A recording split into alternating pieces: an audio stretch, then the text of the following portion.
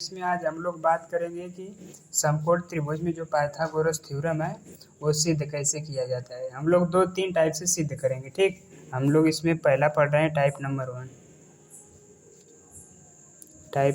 One. ठीक, इसमें हम लोग पहले वर्ग के माध्यम से प्रूव करेंगे। ठीक, ये आपका हो गया स्क्वायर, जिसको इंग्लिश में बोलते हैं वर्ग। ये हो गया आपका वर्ग।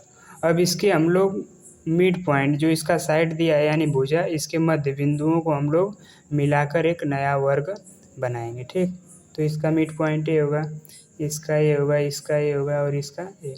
अब इसके माध्यम से हम लोग एक नया वर्ग बनाएंगे।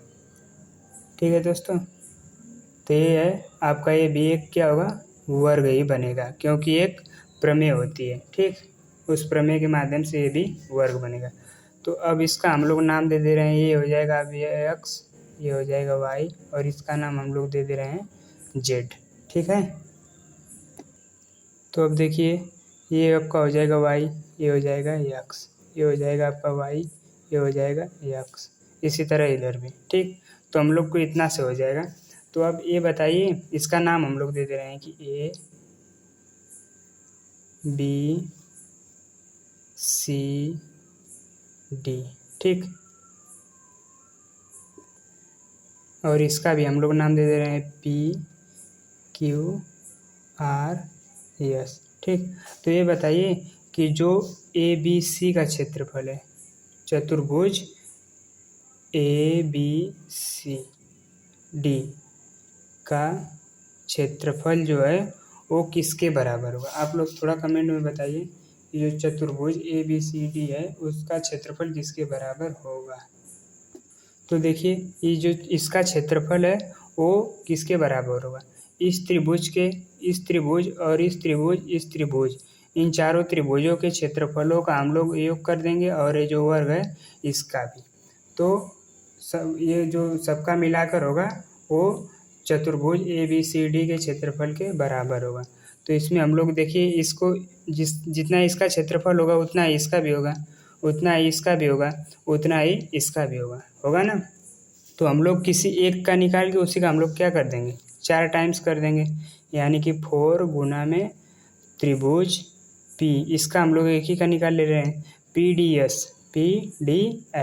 ठीक, फिर प्लस में अब किसका निकालेंगे, इसका, चतुर्भुज PQRS का, ये चतुर्भुज है PQRS का क्षेत्रफल। ठीक, ये बराबर होगा।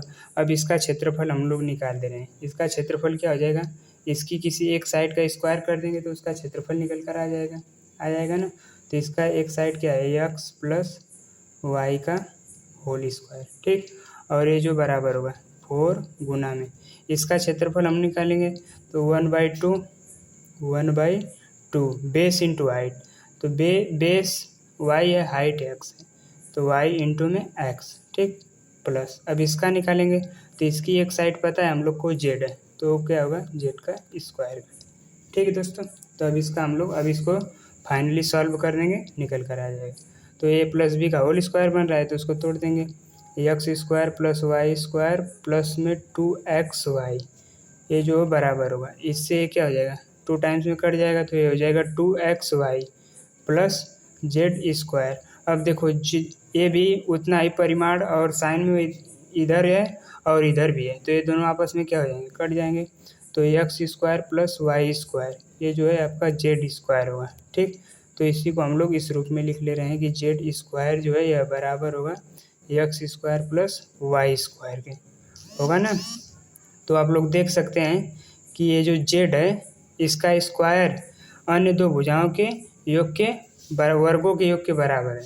तो इससे हम लोग देखेंगे कि जो जेड है इसके सामने की भुजा 90 डिग्री है कि नहीं। तो देखिए दोस्तों, ये भी जेड है, ये भी जेड है, ये भी जेड है और ये भी जेड है।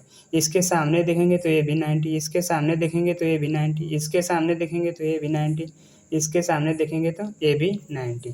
तो यानी कि जब समकोण त्रिभुज में ये फॉलो कर रहा है, यानी कि समकोण त्रिभुज में जो 90 डिग्री होता है उसके सामने एक भुजा क्या होगी, कर्ण। तो यानी कि अब ये क्या हो जाएगा, आपका कर्ण, और इन दोनों में से कोई एक आधार हो जाएगा और कोई एक लंब। दोस्तों, तो अब हम लोग दूसरका टाइप का बात करेंगे अगले वीडियो में, ठीक।